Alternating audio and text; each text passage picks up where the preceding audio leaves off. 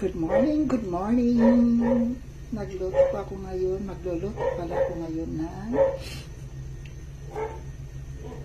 sarsyadong isda. Ito na ang itlog, ilagay ko na siya.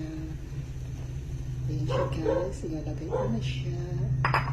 May sariling version ako guys sa aking sarsyado.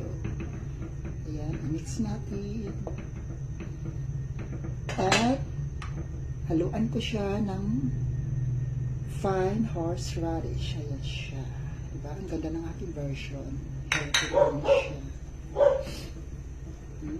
Sarap.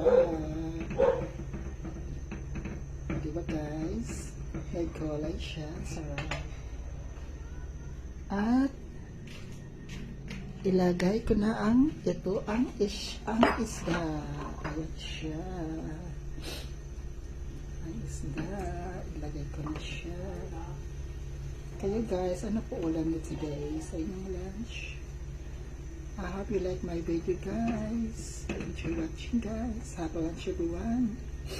Bye bye. Ang sarap niya.